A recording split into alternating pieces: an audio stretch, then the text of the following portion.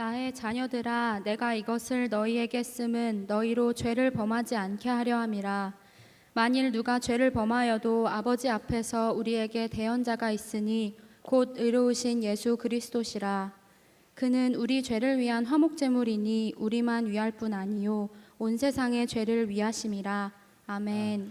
우리 함께 말씀 듣기 전에 찬양할까요? 우리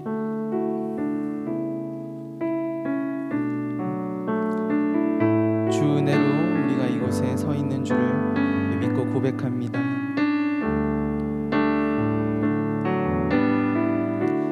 주를 위한 이곳에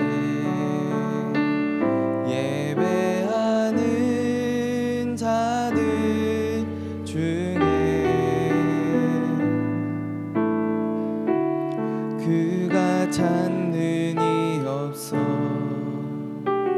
주님께서 슬퍼하시네.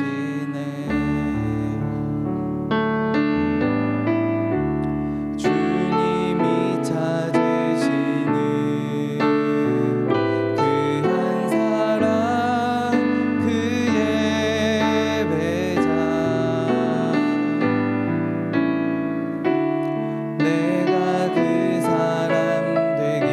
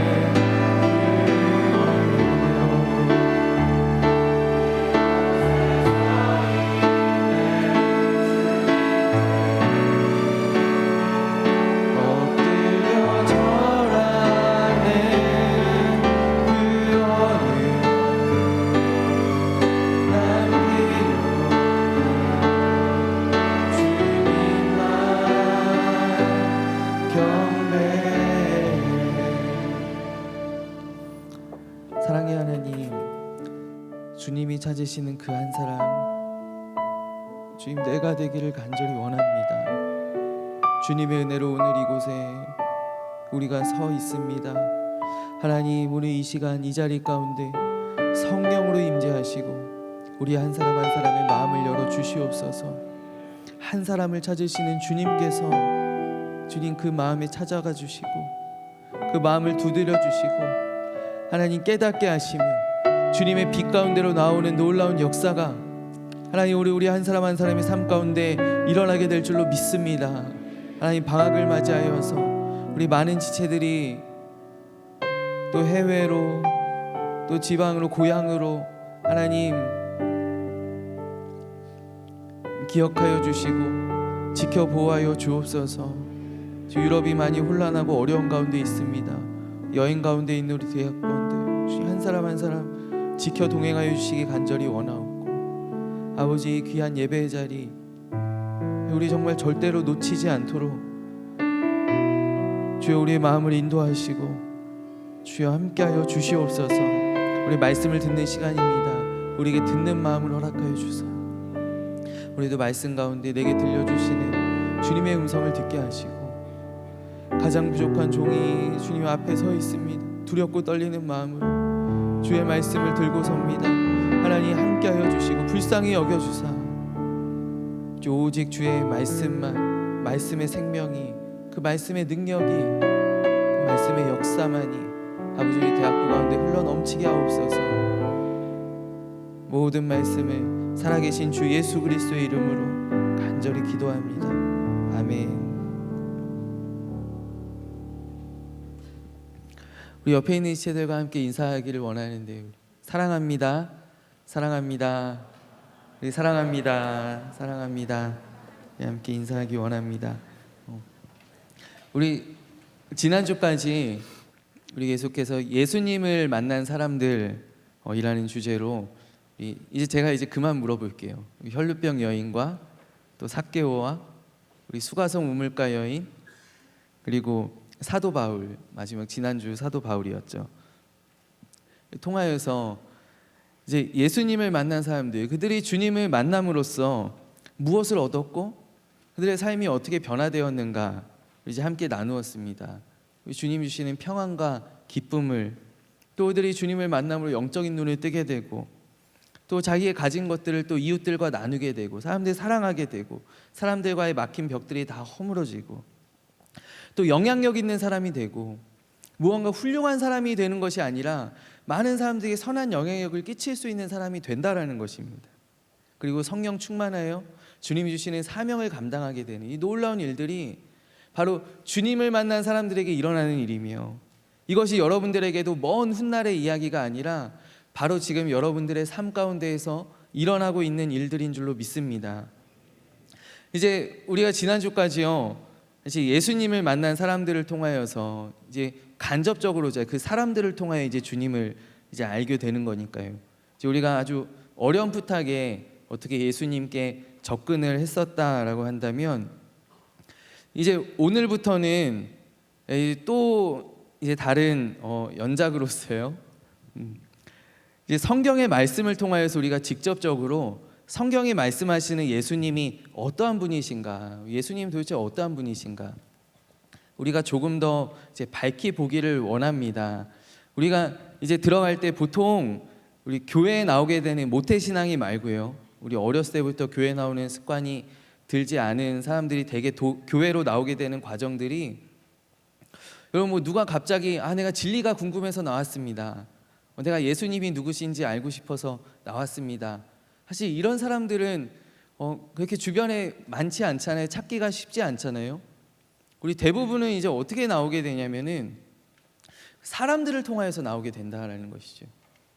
우리가 물론 복음을 전하고 이제 전도하기도 하지만 대부분 이제 우리가 예수님에 대하여서 아니면 어떤 교회에 대하여 신앙에 대하여서 이제 관심을 갖게 되는 경로들이 보통 이제 주변에 있는 사람들을, 주변에 교회 다니는 사람들, 예수님 믿는 사람들을 통하여서, 왜 우리 같이 똑같은 직장에 있는데 왜 같은 일에 왜 저 사람은 왜 화를 안 내지?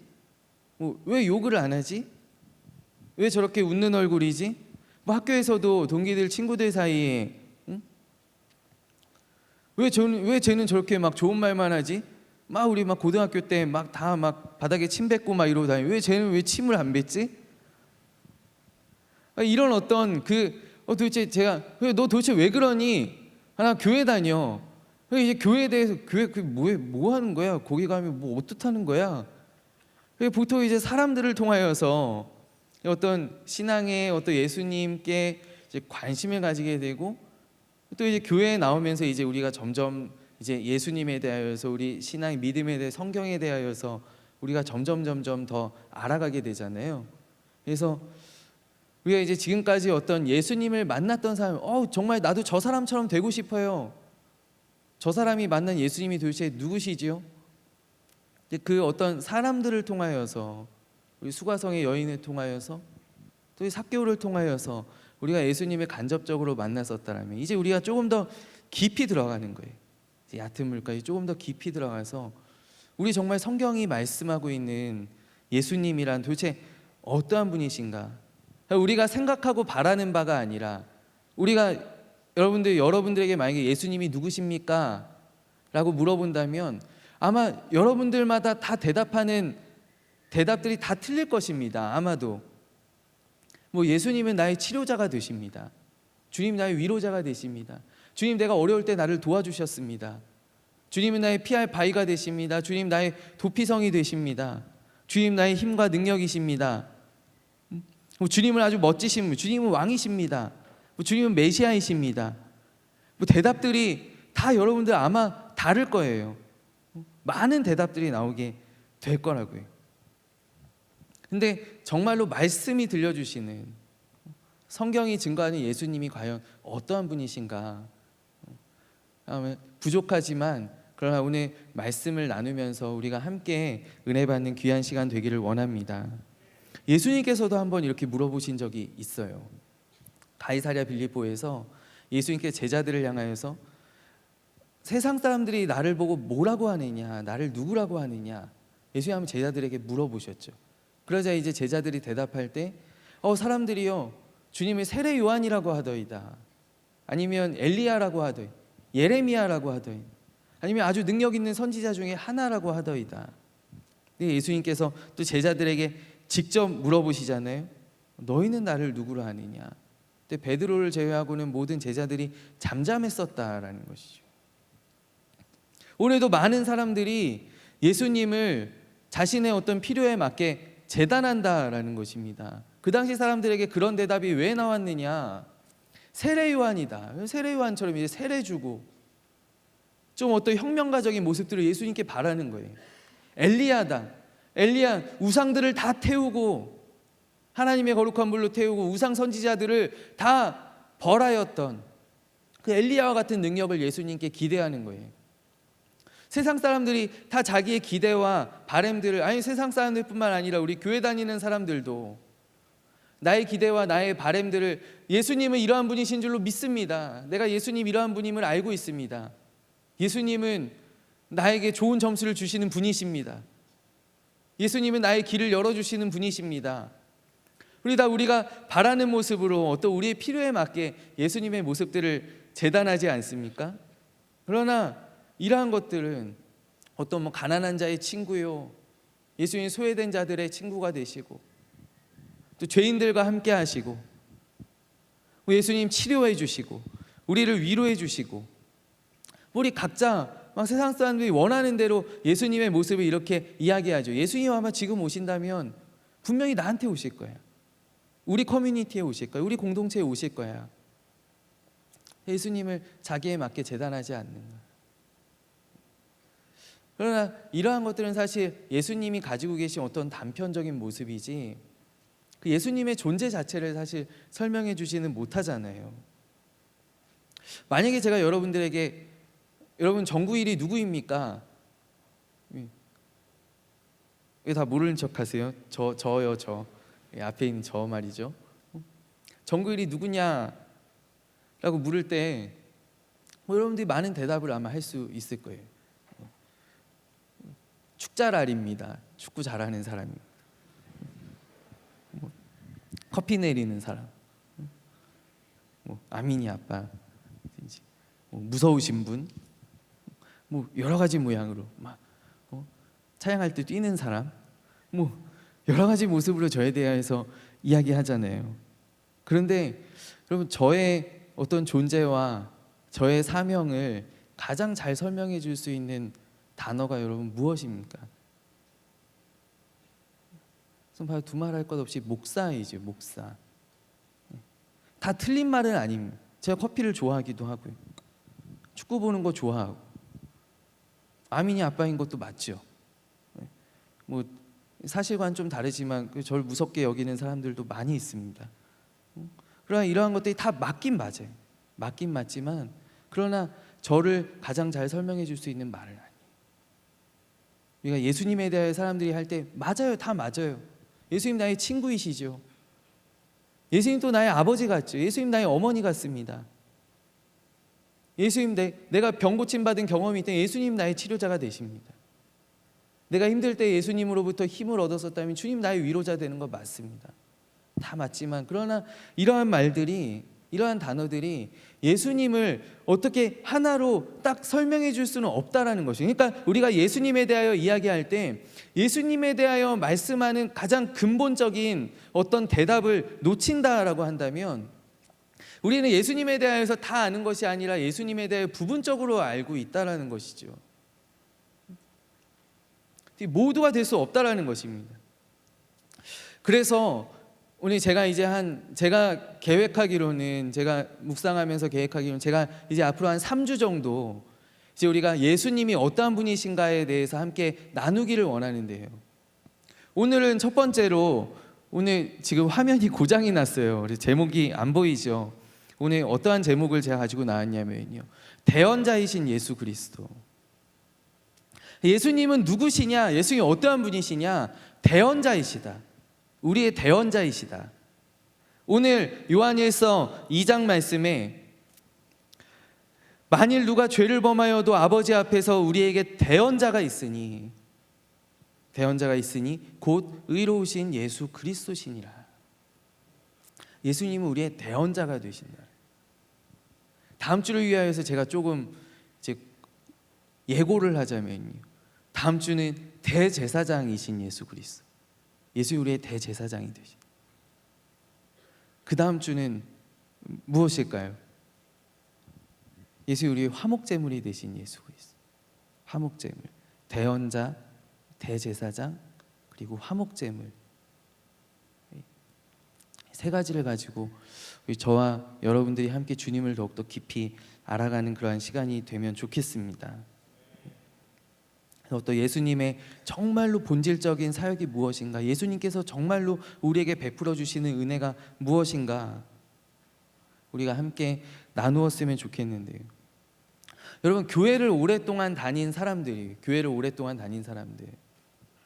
여러분 아마 모태신앙들도 많이 있고요. 교회에 오래 다닌 사람들이 겪는 어려움들이 무엇입니까?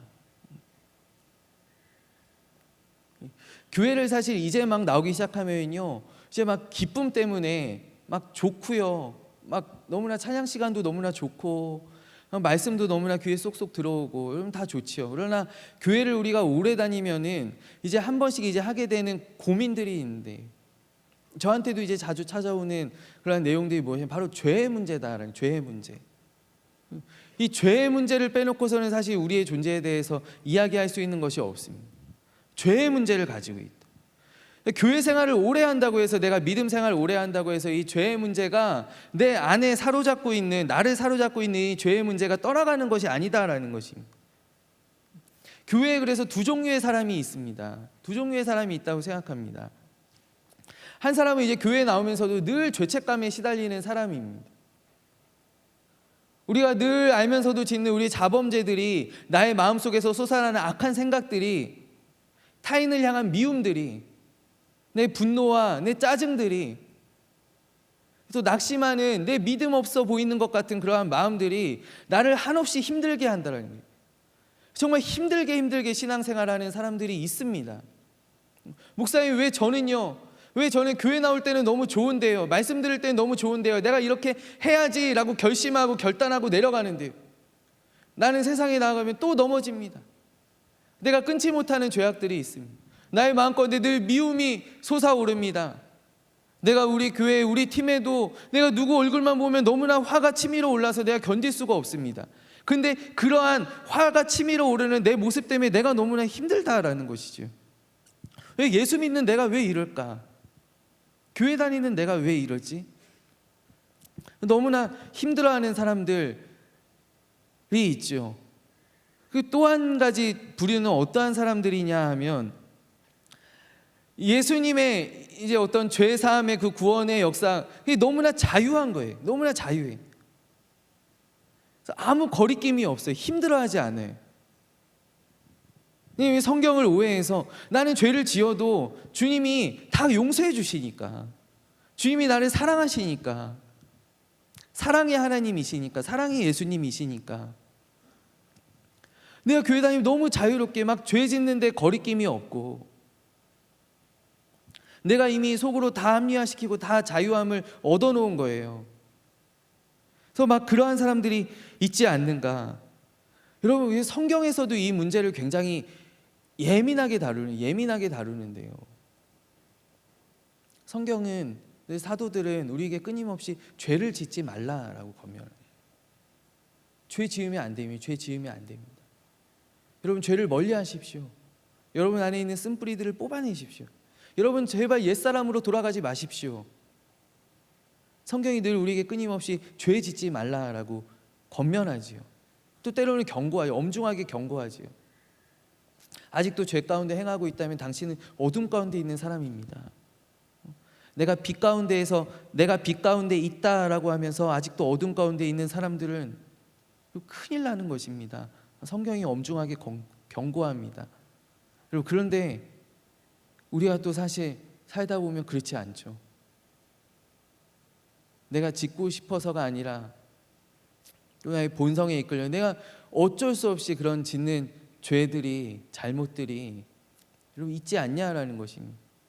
우리가 넘어지는 경우들이 있지. 누구나 다, 성경에 나오는 누가 하나님 마음에 합한 사람이라고 하였던 다윗조차도 그는 크게 몇 번 넘어졌습니다. 정말 입에 담을 수 없는 그런 죄악들을 저질렀죠. 여러분, 바울도 넘어졌습니다. 낙심했습니다. 낙심하고 믿음을 잃어버릴 때도 있었습니다. 여러분, 어떠한 사람, 베드로도 주님을 3번 부인했었고요. 여러분, 성경에 나오는 어떤 사람도 이 죄의 문제에서 자유한 사람이 없다라는 것이죠. 구약과 신약을 막론하고. 그래서 성경은 또 조심스럽게 이야기합니다. 여러분, 혹시 넘어졌다라고 한다면 여러분 낙심하지 마십시오. 여러분이 만약에 넘어졌다고 하더라도 여러분들에겐 길이 있습니다. 여러분들 그 죄에서 벗어나올 수가 있어요. 그것이 하나님과 여러분과의 관계를 망가뜨릴 수 없습니다.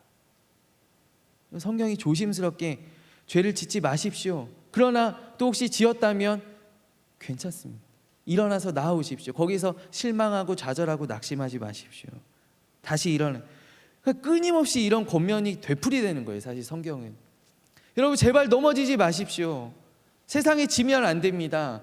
상과 맞서 싸워야 됩니다. 우리가 이겨야 됩니다. 이미 그리스도께서 세상을 이기시지 않았습니까? 그 뒤를 따르는 우리도 주님께서 이긴 싸움을 싸우는 것입니다. 그 길을 걸어가는 것입니다. 여러분, 힘을 내십시오. 그러나 또 반대로 넘어진 사람들에게는 괜찮습니다. 여러분, 괜찮습니다. 우리 다시 일어납시다. 다시 손잡고 함께 갑시다. 우리 믿음의 길을 끝까지 포기하지 맙시다. 성경이 늘 2가지 양면해 가지고 조심스럽게 이야기하거든요. 근데 여러분, 오늘 말씀에 이 열쇠가 어디에 있느냐? 이 열쇠가 우리가 죄를 짓지 말아야 되는 이유, 또 죄를 지었다라고 하더라도 우리가 다시 일어설 수 있는 이유, 그 2가지가 다 어디에 있는가? 여러분, 오늘 말씀을 우리에게 밝히 말하기를 바로 예수 그리스도가 이 모든 것의 열쇠가 된다라는 것입니다. 나의 자녀들아, 오늘 2장 1절 말씀입니다. 나의 자녀들아, 내가 이것을 너희에게 씀은 너희로 죄를 범하지 않게 하려 함이라. 내가 지금 이 서신을 기록하는 목적은 너희로 제발 죄 짓지 않게 하려 함이라. 왜요? 누구 때문에? 예수 그리스도께서 나와 하나님과의 관계를 회복시켜 주셨기 때문에, 내가 예수 그리스도 안에서 사망에서 생명으로, 어둠에서 빛 가운데로 옮겨졌기 때문에 형제들아, 안타까운 마음으로, 형제들아 제발 거기로 다시 돌아가지 말지어다. 형제들아 제발 다시는 죄를 범하지 말라. 바로 예수 그리스도께서 우리의 모든 것을 회복시켜 주셨기 때문에 다시 돌아가지 말라고 안타깝게 우리를 권면하는 거예요. 바로 우리가 죄를 짓지 말아야 할 이유도 예수 그리스도. 그런데 만일 누가 죄를 범하여도 괜찮다, 일어날 수 있다, 아버지와의 관계가, 하나님과의 관계가 다시금 회복될 수 있다. 그것도 바로 누구 때문인가? 예수 그리스도 때문에. 예수 그리스도로 말미암아 하나님과의 관계가 회복될 수 있다. 그러니까 우리가 죄를 짓지 말아야 될 이유도, 또 죄를 지었다 하더라도 또다시 일어날 수 있는 이유도 바로 예수 그리스도가 된다라는 것입니다. 근데 오늘 이 성경 가운데, 말씀 가운데 나와 있는 이 예수 그리스도의 역할이 무엇인가? 바로 대언자라는 것이죠. 대언자. 그럼 이 대언자라는 말이 좀 생소하죠. 대언자를 어떻게 대언자를 이제 우리 쉬운 성경을 가끔 보면요, 변호사라고 번역하는 것이. 예수님은 우리의 변호사가 되신다. 대언자가 문자 그대로 하면은 대신 말해주는 사람이잖아요. 우리를 대신하여서 말해주는 사람. 그분이 바로 대언자인데, 이 대언자, 그러니까 변호사가 하는 일하고 사실 조금 비슷하다라는 것입니다. 예수님께서 우리의 대언자가 되어 주신다. 여러분, 우리가 대언자를 생각할 때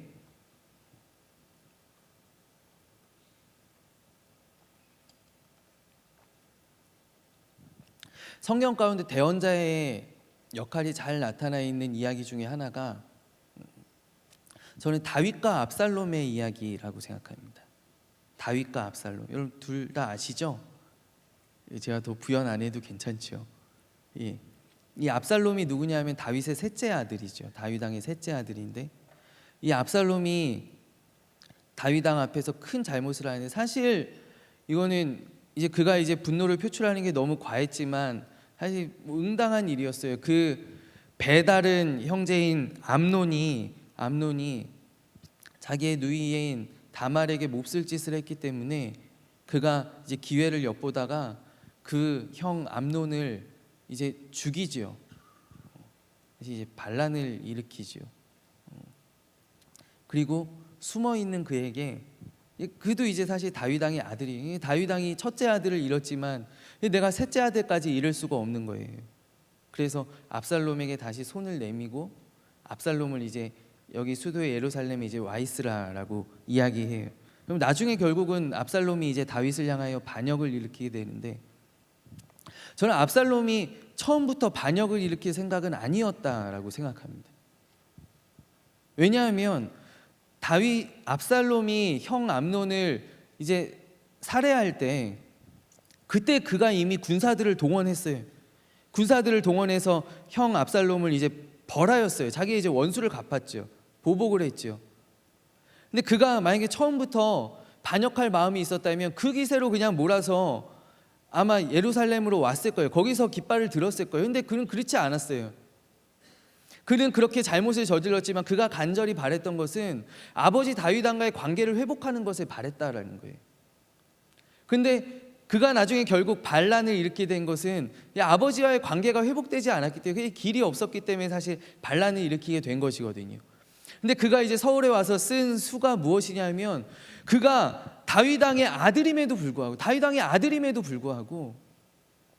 그가 아버지 앞에 나아갈 수 있는 길이 없는 거예요. 아버지, 내가 잘못했습니다. 아버지, 내 이야기 좀 들어보세요. 이렇게 이야기할 수 있는 길이 없는 거예요. 근데 아버지 다윗은 와서, 성경에 보면 이제 와서 이제 한번 악수하고 안아주고, 그리고 그 다음부터 다윗 왕도 얼마나 한편으로는 마음이 참 애증이 교차하지 않겠습니까? 정말 사랑하는 아들인데 또 내 사랑하는 아들을 살해했으니까 그 마음이 막 보고 싶어서 불 붙다가도 또 보기가 어려운 거예요. 그러니까 그만큼 그 압살롬이 저지른 죄가, 그 잘못이 다윗 왕과 압살롬 사이를 완전히 가로막고 있었는데, 다윗 왕도 다 용서하고 그냥 부르기에는 너무나 찝찝한, 그냥 부를 만한 명분도 없고, 압살롬도 거기 예루살렘에서의 생활이 너무나 답답한 거예요. 내가 죽임당하는 것은 면했지만, 내가 사형은 면했지만 내가 도저히 아버지한테 갈 수가 없는 거예요. 그래서 압살롬이 대언자를 하나 세요. 지혜롭게 대언자를 하나 세요. 그게 누구이냐면 바로 다윗 왕의 측근인 요압을 그가 대언자로 세웁니다. 그래서 그가 요압을 계속 부릅니다. 요압에게 좀 한 번만 만나자고, 한 번만 만나자고. 근데 다윗 왕의 측근인 요압도 이제 다윗이 압살롬을 상대 안 하는 걸 아니까 만나주질 않아요. 또 만나면 또 곤란한 부탁할 것 같으니까 요압이 요리조리 계속 피해 다니는 거예요. 그래서 어느 날 압살롬이 꾀를 내어서 장군 요압의 밭에다가 불을 지릅니다. 불을 질러요.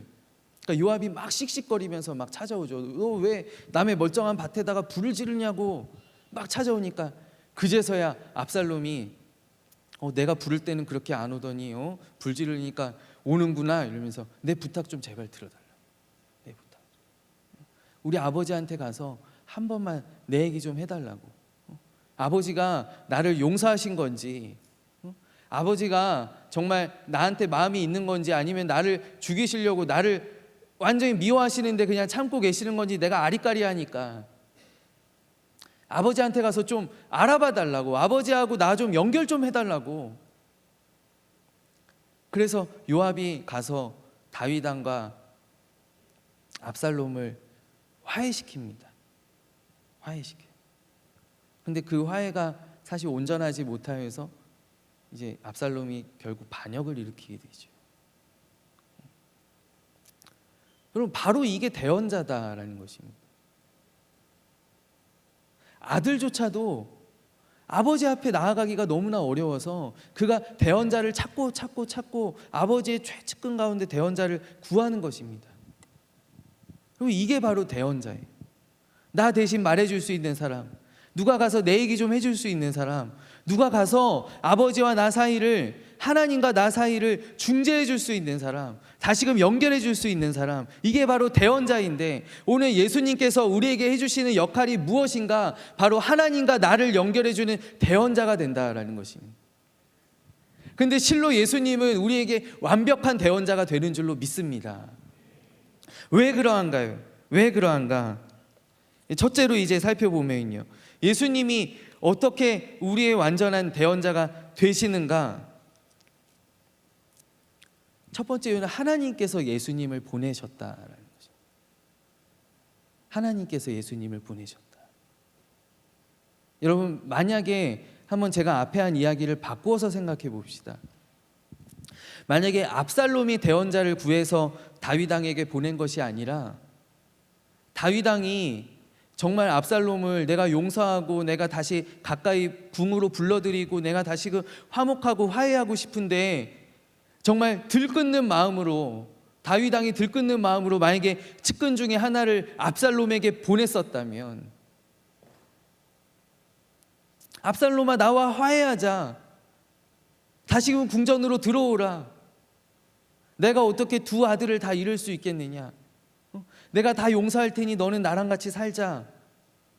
다윗 왕이 먼저 대언자를 세워서 손을 내밀었었다면, 여러분, 앞에서 그런 비극은 아마 일어나지 않았을 것입니다. 여러분, 예수님이 어떻게 우리에게 완전한 대언자가 되실 수 있는가? 우리가 예수님을 세워서 예수님 제발 나와 하나님을 화해하게 해주세요. 예수님 제발 나를 하나님께 연결해 주세요. 예수님, 내가 이렇게 죄가 많은데 내가 하나님 앞에 나아갈 수 있도록 제발 길 한 번만 열어주세요. 우리가 부탁하고 우리가 주님께 요청한 것이 아니라 하나님 아버지께서 우리를 향한 들끓는 마음으로 예수님을 보내어 주셨다라는 것입니다. 그렇기 때문에 주님은 우리에게 실로 완전한 대언자가 되십니다. 하나님께서 우리와 화해하고 싶으시다라는 것입니다. 하나님께서 우리를 다시 받아들이기를 원하신다라는 거죠. 여러분 성경을 찾아보면 여러분 성경의 처음부터 끝까지 우리를 포기하지 못하시는 그 하나님의 애끓는 마음이 여러분 성경 가운데 나타나 있지 않습니까? 여러분 우리가 창세기를 보면 아담과 그의 아내가 범죄했습니다. 하나님이 분명히 이거를 따먹으면 죽이신다라 그랬습니다. 죽이신다라 그랬어요. 근데 여러분 하나님이 어떻게 하십니까? 하나님이 양을 대신 죽이십니다. 하나님이 아담과 그의 아내를 죽이시는 것이 아니라 대신하여서 다른 짐승을 죽이셨다.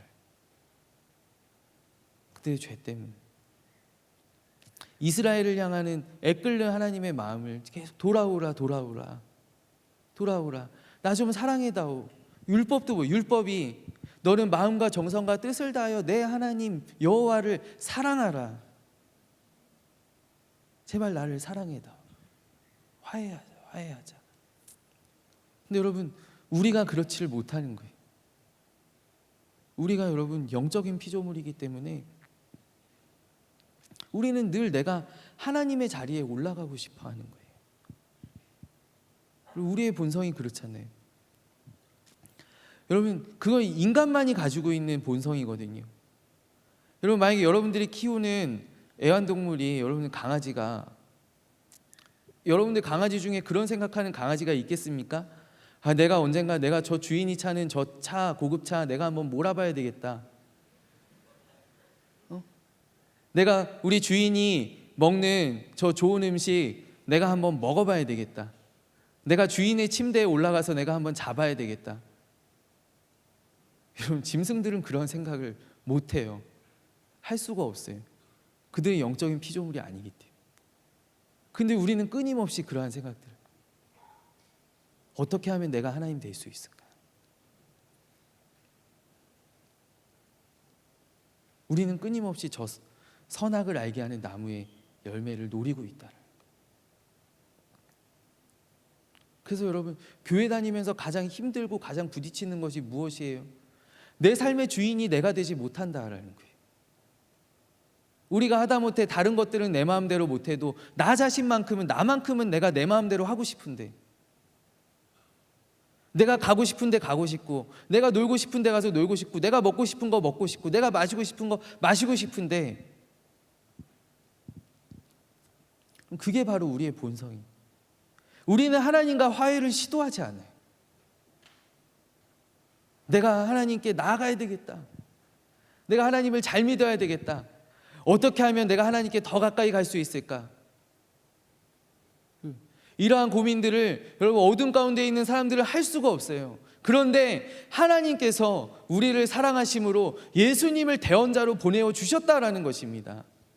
우리가 하나님을 향한 사랑으로 예수님을 세운 게 아니라 예수님을 요청한 것이 아니라 하나님께서 우리를 사랑하심으로 하나님께서 대언자를 세워주셨다. 그리고 우리 말씀 한 구절만 보게요. 갈라디아서, 신약의 갈라디아서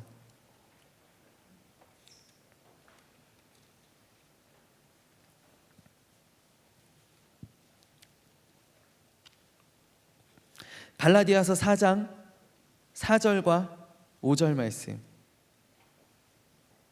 6절까지 갈라디아서 4장 4절부터 6절까지 우리 한 목소리로 함께 받들어 읽겠습니다.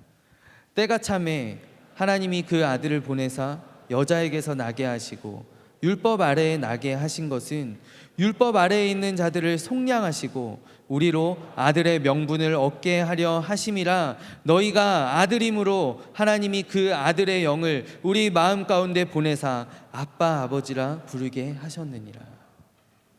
아멘. 우리가 세운 것이 아니라 하나님께서 보내셨다라는 것입니다. 그렇기 때문에 여러분 예수님은 우리와 하나님을 중재하는 완벽한 대언자가 되실 수 있다라는 것입니다. 바로 하나님이 보내셨기 때문에, 하나님이 세우셨기 때문에. 여러분 법정으로 치면 판사가 나를 위한 변호사를 선임해 준 것이랑 마찬가지입니다.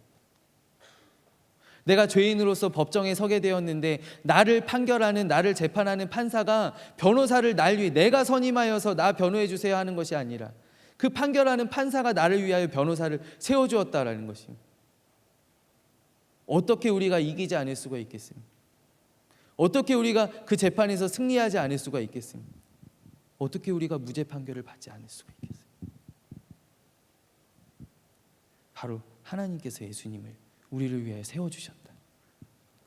둘째로, 어떻게 예수 그리스도가 우리에게 완전한 대언자가 되실 수 있으신가? 예수 그리스도는 여전히 살아계신 분이시다라는 것입니다. 예수님께서는 2000년 전에 그 일을 하시고는 그냥 홀연히 사라지신, 없어지신 분이 아니라 예수님은 지금도 살아계셔서 그 일을 하고 계시다라는 것입니다. 옛날에 해놓고 이제 어떻게든 되겠지, 내가 죽었으니까, 내가 부활했으니까 이제 잘 되겠지 하고 손을 놓고 계신 분이 아니라 예수님은 여전히 살아계셔서 이 일을 하고 계시다. 그리고 우리 말씀 한번, 히브리서 7장 25절의 말씀,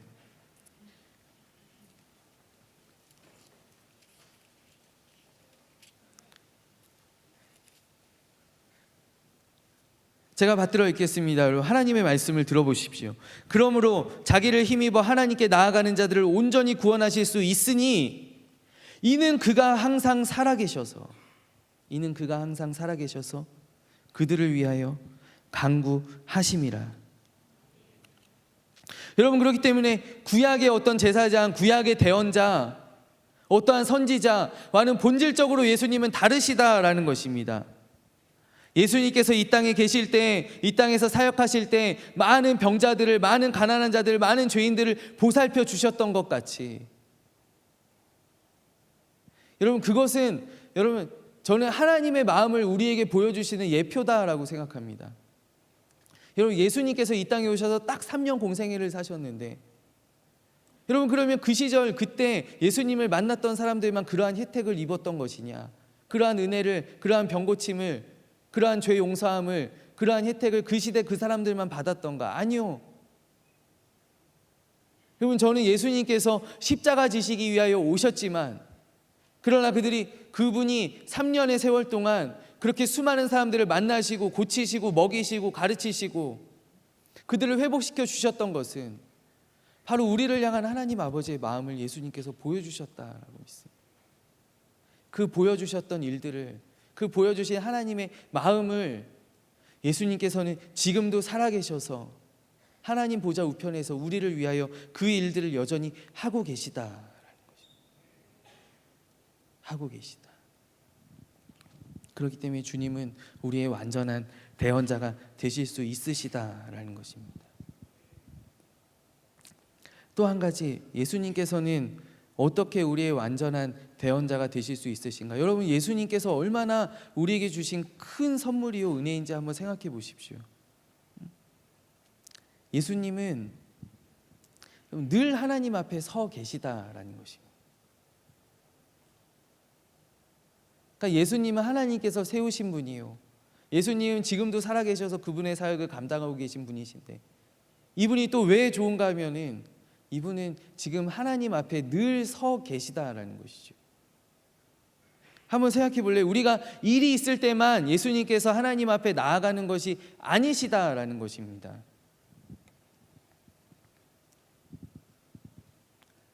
내가 예를 들어서 내가 오늘 잘못을 했습니다. 그리고 내가 기도하지요. 내가 저에게 회개하지요. 주님, 어떻게 하지요? 내가 우리 이러한 죄를 저질렀습니다. 내가 누구를 미워했습니다. 나의 마음 가운데 이러한 악독함이 있나이다. 주님, 어떻게 합니까? 그러면 주님께서 이제 짐을 싸시는 것이죠. 아유, 이 녀석이 이거 또 실수했구만. 집에서 주섬주섬 짐을 싸셔가지고, 그럼 나 우리 또 하나님 앞에 내가 한번 나가봐야 되겠다. 그리고 가방 들고 이제 가셔가지고 하나님 앞에 가셔가지고, 하나님, 오늘 저기 정구일 목사가요, 오늘 또 이랬답니다. 하나님, 제발 용서해 주십시오.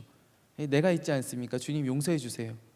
그리고 또 집에 왔는데, 또 집에 들어오시자마자 또 제가 기도하는 거죠. 하나님, 제가 조금 전에 또 이랬어요. 어떻게 하죠? 하나님, 이번엔 다른 거예요. 예수님 제발 용서해 주세요. 하나님 용서해 주세요. 예수님의 이름으로 기도합니다. 그리고 우리 예수님의 이름으로 기도하니까 또 주님이 또 일어나시는 거예요. 아, 도대체 내가 물 한 잔도 못 마시고 또 나가시는 것이죠. 또 하나님 앞에 나아가세요. 하나님, 이거 너무 민망한데, 제가 조금 전에 제가 정골 목사 때문에 다녀갔었는데 또 걔 때문에 왔어요. 또 걔 때문에. 걔가 또 그랬대요. 하나님, 아버지 용서해 주세요. 우리 용서해 줍시다. 웬만하면 내가 죽었지 않습니까? 내가 십자가 졌지 않습니까? 용서해 줍시다. 그리고 또 들어가요. 그럼 또 다른 데서 또 전화가 오는 거지. 우리 팀장 중에 하나가 예수님 어떡해요? 근데 예수님의 이름으로 기도합니다. 예수님은 우리가 필요할 때만 하나님 앞에 나아가는 분이 아니라 예수님 하나님 보좌 우편에 영원히 서 계시다. 여러분, 이 사실이 우리에게 참 든든한 위로와 힘이 되지 않습니까? 저는 이 사실이 너무나 감사합니다. 예수님이 혹시 사정이 안 되시면 어떻게 해요? 근데 예수님은 늘 하나님과 얼굴을 맞대고 계시고, 아니 예수님 본인이 바로 하나님의 제2위격이시니까요. 예수님 자신이 하나님으로서 우리의 모든 죄와 우리의 필요와 우리의 간구함들을 하나님 앞에 계속 상달해 주시는. 여러분, 어느 누가 이 일을 할 수 있겠느냐라는 것이. 어느 누가 이 일을 할 수 있겠느냐. 여러분, 앞에 나왔던 요압이라는 장군은 다윗이 부르고 나 좀 봅시다. 압살롬이요. 부르고 나 좀 봅시다. 볼 일 있어요. 할 말 있다니까요. 아무리 부르고 불러도 안 나와서 결국 그 밭에 불을 지르고 나서야 나타났는데, 우리 주님은 그러한 걱정이 없으시다라는 것입니다. 주님은 늘 하나님 보좌 우편에 계셔서 하나님께 우리의 필요를 그때 바로바로 상달해 주시는 분입니다. 여러분, 그렇기 때문에 성경에 기록되기를 우리의 기도가 하나도 땅에 떨어지지 아니하고, 여러분 요한계시록에 보면은 그 향로에서 피어나는 그 연기가 바로 성도의 기도인데, 이것이 하나도 흩어지지 아니하고 떨어지지 아니하고 이것이 모두 다 하나님 앞에 상달되는 그 역사가 바로 하나님 앞에 영원히 살아계신 예수 그리스도로 말미암아서 그분이 바로 우리의 대언자가 되시기 때문에 우리의 모든 문제, 우리의 모든 잘못과 우리의 모든 간구들이 하나님 앞에 바로 실시간으로 상달된다라는 것입니다. 하나도 땅에 떨어지지 않아요. 잊어버리지 않으시고, 예수님께서 어디 나오시다가 아까 걔가 뭐라고 기도했더라 이렇게 잊어먹으시는 것이 아니라 우리의 모든 기도가 하나도 우리의 말 한마디가 땅에 떨어지지 아니하고 하나님 앞에 모조리 다 상달돼. 여러분, 우리에게 주신 이 대언자가 이러한 분이시다라는 것을 믿으시기를 바랍니다. 주님이 바로 우리의 대언자가 되십니다. 마지막으로 주님이 우리의 완전한 대언자가 되실 수 있는 이유가 어디에 있는가? 바로 주님은 의로우신 분이시기 때문입니다. 이 말은 무엇이냐 하면 오직 예수 그리스도만이 하나님 안에서 이와 같은 변론을 하실 수 있는 자격을 갖추고 계시다. 다른 사람들은 이러한 자격이 없습니다. 우리가 만약에 감옥에 있는 우리 이제 같은 죄수 방에 있어요. 근데 어느 날 내 옆에 있는 우리 죄수, 내가 형님으로 모시는 죄수 형님이 걱정하지 마, 내가 네 문제 해결해 줄게. 그리고 간수한테 찾아가는 거죠. 저기요, 얘가 지금 억울하게 여기 들어왔는데 얘 좀 빼내 주십시오. 그러면 뭐라 그러겠어요? 너 도대체 누구냐? 네가 무슨 자격으로 무슨 자격으로 나한테 이래라 저래라 하는 거예요? 너도 지금 감옥에 있는 주지, 너도 지금 죄 지어서 여기 들어왔는데 네가 무슨 자격으로, 무슨 생각으로? 여러분, 오직 의로우신 예수 그리스도만이 우리의 죄에 대하여 대언하실 수 있는 자격이 있으시다라는 것입니다. 여러분, 주님의 이 의로우심 때문에 우리의 죄의 문제가 완전히 해결될 수 있는 것입니다. 예수님께서 하나님께서 세우시고 하나님께서 권위를 부여하셨고 예수님 영원히 살아계시고 늘 하나님 곁에 서 계시다고 하여도 여러분, 예수님께 이러한 자격이 없으시다면 여러분, 그 별로는 힘을 잃어버리는 것입니다. 왜냐하면 우리의 죄의 문제를 가지고 또 하나님께 가지고 가는 자가 있는데, 그건 바로 우리의 죄를, 우리의 잘못을, 우리의 허물을 참소하는 자, 바로 마귀이지 않습니까? 그 마귀가 참소할 때 하나님, 정골 목사 보셨어요? 저 마음에 얼마나 악독과 음란과 교만함과 또 미움이 가득한지. 저런 사람은 하나님의 일 시키시면 안 됩니다. 어떻게 의로우시나. 마귀가 계속 걸고 넘어지는 것은 무엇이냐면 하나님의 의로우심, 하나님의 공의로우심.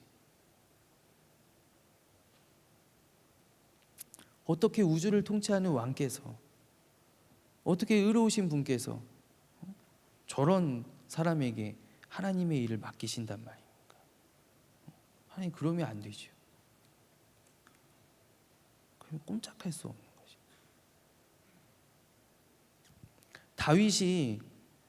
다윗이 밧세바로 인하여서 범죄하죠. 그리고 아들이 태어났습니다. 아들이 태어났는데 선지자 나단이 다윗에게 가서 이제 무엇이라고 이야기하냐면은, 다윗의 잘못을 깨닫게 해주죠. 그래서 다윗이 회개합니다. 그 시편에 기록하기를 눈물로 내 침상을 띄었나이다. 그가 몇 날 몇 밤을 울면서 그가 기도하면서 회개합니다. 그때 나단이 하나님께서 당신의 죄를 용서해 주시려니와, 하나님은 다윗을 용서해 주시고 싶은 마음이 있으셨어요. 그러니 당연히 선지자를 보내셔서 깨닫고 회개하게 하셨죠. 하나님 용서해 주시고 싶은 마음이 있으셨어요.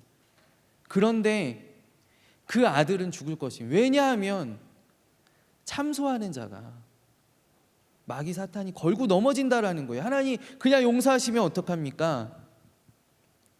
죄의 대가를 가지고 오셔야지. 그렇기 때문에 우리의 죄 사함의 과정들이 다른 피 흘림이 없이는 죄 사함을 받을 수가 없다라는 거예요. 구약을 통하여서 하나님께서 이스라엘 백성들에게 계속 가르쳐 주신 것이 무엇이냐면 죄의 대가가 이렇게 무겁다라는 거예요. 너희가 날마다 양을 잡아서 번제하지 않으면 너희가 내 앞에 나올 수가 없다라는 거예요. 너희가 1년에 한 번씩 아사세를 해서 그 머리에 안수하고 죄를 다 전가하고 광야로 내보내지 않으면 너희의 죄가 사함받을 수 없다라는 거예요. 너희의 죄가 대가 없이는 용서받을 수 없다라는 것을 이스라엘 역사 가운데 하나님께서 계속 가르치시는 거예요. 근데 의로우신 예수 그리스도께서 우리의 모든 죄의 대가를 그분이 지불하여 주셨는 줄로 믿습니다. 그렇기 때문에 여러분, 마귀 사탄이 우리를 참소하지 못하는 것입니다. 우리가 예수 그리스도의 보혈의 공로를 힘입으면 마귀가 이제 우리의 죄를 가지고 하나님 앞에 나아가는 거예요. 하나님, 얘가요, 제가요, 얘 이렇게 했어요. 얘 마음에 이래요, 악해요. 하나님 빨리 벌해주세요. 근데 하나님은 보실 수가 없는, 하나님 보실 수가 없어요. 우리의 죄를 안 보이는데 안 보여요. 그럴 리가요. 예수님께서 그 모든 대가를 치르셨기 때문에 대가가 치러진 죄악들을 하나님께서 기억하실 수가 없으시다. 그 기억력이 무한하신 하나님께서 우리의 죄를 보실 수가 없으신 거예요. 여러분, 예수님이 그냥 하나님 앞에, 하나님 아버지, 제가 아들이잖아요. 아들이 부탁합니다. 아버지, 아들의 마지막 소원이 한 가지 소원이에요. 그냥 대충 용서해 주세요. 한 번만 용서해 줍시다. 저 죄를 그냥 한 번만 눈 감아 주세요. 못 본 척 해주세요. 그리고 예수님께서 이렇게 요청하시는 것이 아니에요. 그리고 예수님은 분명한 자격을 갖추시고, 제가 그의 죄악에 합당한 벌을 대신 받았으니 아버지, 이 사람의 죄를 용서해 주는 것이 합당하다라고 생각합니다. 이것이 합당하지 않겠습니까? 이것이 공의로우신 하나님 아니겠습니까? 똑같은 방법, 마귀와 똑같은 방법. 공의로우신 하나님 앞에 이제 하나님의 공의가 전에 예수님이 오시기 전에 구약의 시대, 율법의 시대에는 우리의 죄를 벌하시는 것이 하나님의 공의였다라는 거예요. 이제 신약의 시대, 이제 예수님께서 열어주신 은혜의 시대에는 우리의 죄를 용서해 주시는 것이 하나님의 공의가 된다. 이제 더 이상 죄를 물으실 수가 없는 것입니다. 하나님께서는. 왜냐하면 죄 없으신 의로우신 예수님께서 우리를 대신하여서 피 흘려 죽으셨기 때문에 하이 우리의 죄를 물으실 수가 없어요. 그래서 우리의 죄를 용서해 주시는 것이 하나님의 공의가 돼요. 여러분, 이것이 바로 예수님께서 우리에게 해주신 놀라운 일인 줄로 믿습니다. 여러분, 오늘 우리의 대언자 되신 예수 그리스도를 여러분들 믿으십니까? 주님은 우리의 참 대언자가 되십니다. 우리가 오직 죄의 문제를, 우리의 본질적인 문제, 우리의 영혼의 문제를 가지고 주님을 대할 때만이 주님의 참된 목적과 주님의 본질이 드러나는 것입니다. 다른 우리의 외적인 문제들을 가지고 주님 앞에 나아갈 때는 주님의 본질이 드러나지 않습니다. 거기에선 주님의 긍휼과 주님의 자비와 주님의 사랑들이 들어요. 그러나 여러분, 주님께서 우리에게 오신 참되신 목적은 바로 우리의 영혼을 구원하시기 위하여, 우리를 건지시기 위하여, 우리에게 새로운 생명을 부여하시기 위하여, 우리를 어둠에서 빛으로 끌어내시기 위하여서, 우리를 죽음에서 생명으로 옮기시기 위하여서, 여러분, 주님이 우리에게 오셨는데, 주님이 우리에게 이러한 은혜를 베풀어 주셨는데, 여러분, 그 주님의 본질을 표현할 수 있는 가장 적합한 말이 무엇인가? 바로 대언자다. 주님은 우리에게 대언자로서 오셨고 지금도 대언자로서 우리의 문제들을 하나님 앞에 대신 고하고 계신 줄로 믿습니다. 여러분, 이런 대안자가 아니라 대언자이신 주님의 그 은혜 가운데에서 우리가 담대함을 얻고, 우리 앞서 이야기했듯이 우리가 죄를 짓지 말아야 하는 이유, 또 넘어졌어도 우리가 다시 일어나야 하는 이유도 오직 예수 그리스도가 되는 여러분들이 되기를 간절히 원합니다. 시간 함께 기도하겠습니다.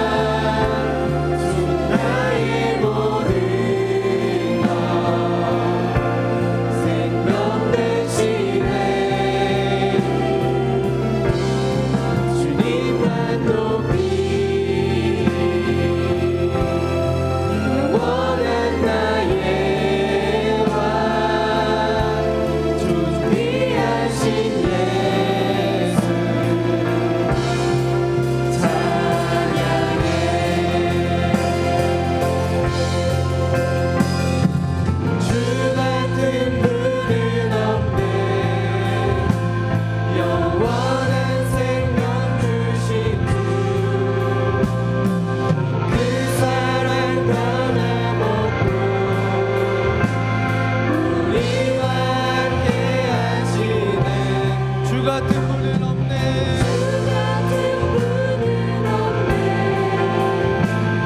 영원한 생명 되신 주,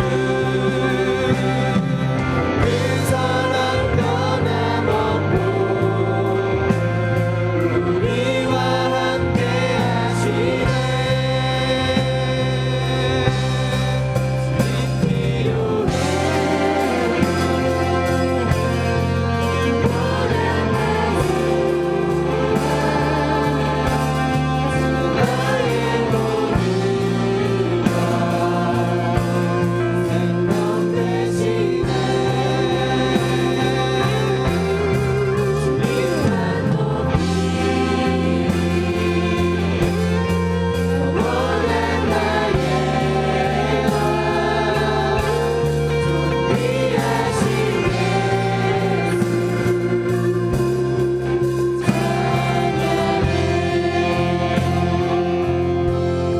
주님 필요해요.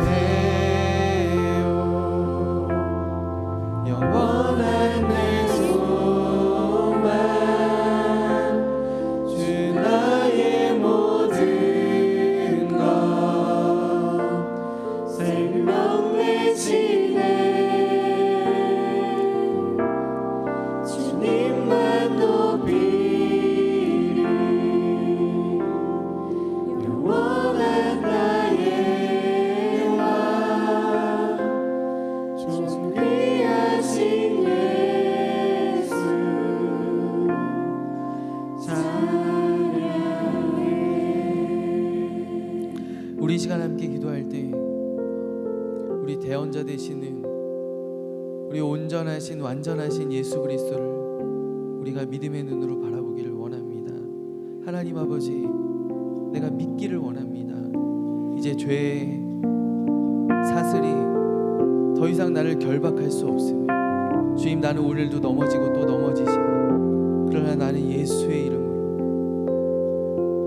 대언자 되시는 예수 그리스도의 그 사역으로 말미암아 나는 성소에 나아갈 수 있습니다. 주님, 그러한 담력을 얻기를 원합니다.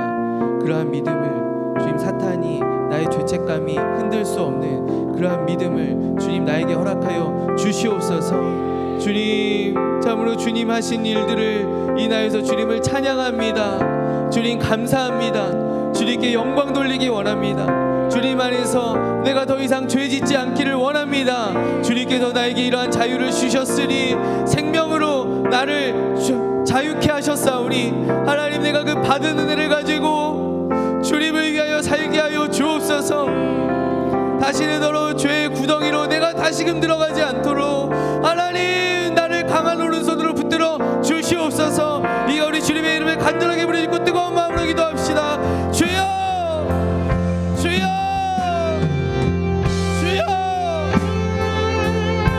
하나님, 우리의 대원자 되시는 주님으로 말미암아 감사합니다. 주님을 찬양합니다. 주님께 영광 돌리기를 원합니다. 하나님, 아무것도 아니다는 주님, 내가 도대체 무엇이가 주님 나에게 이렇게 큰 은혜를 주셨습니다. 주님, 나를 위하여 지금도 일하고 계심에 감사를 드립니다. 하나님 아버지, 나에게 믿음을 주시옵소서. 나의 죄가, 나의 잘못이, 나의 연약함이 하나님 아버지, 마귀가 나에게 늘 속삭이나 나의 믿음을 흔들어 하나님, 그러나 내가 흔들리지 아니하는 믿음 주님 갖기를 원합니다. 그 믿음의 반석이 굳게 서기를 원합니다. 하나님, 하나님, 나를 붙들어 주시고 참 자유와 기쁨과 아버지 평안과 하나님 안식을 주여 아버지 내가 누리게 하여 주옵소서.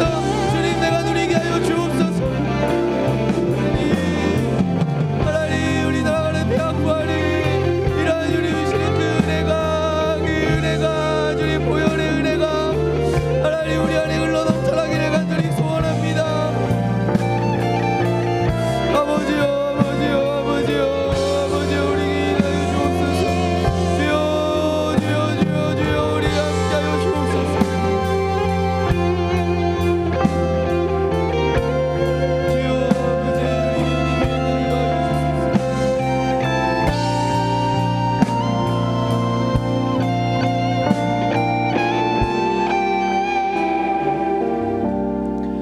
하나님 아버지, 우리가 이 믿음 위에 굳게 서기를 원합니다.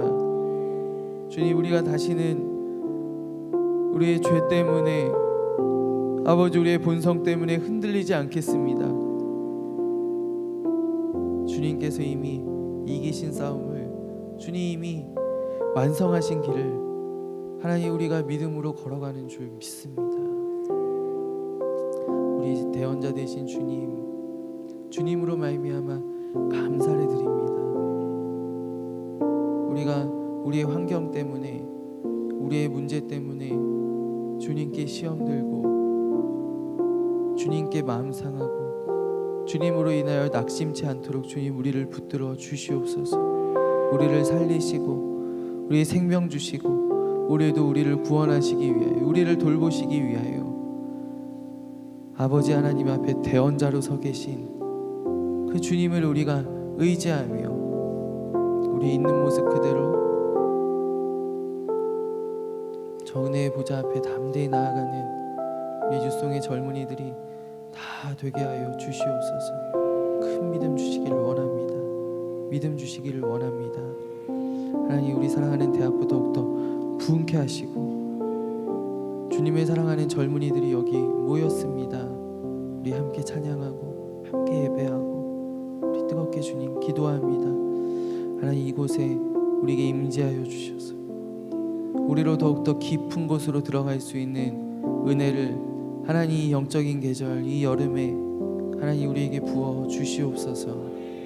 함께 하시는 주님을 의지하며 모든 말씀을 주 예수 그리스도의 이름으로 기도하옵나이다. 아멘.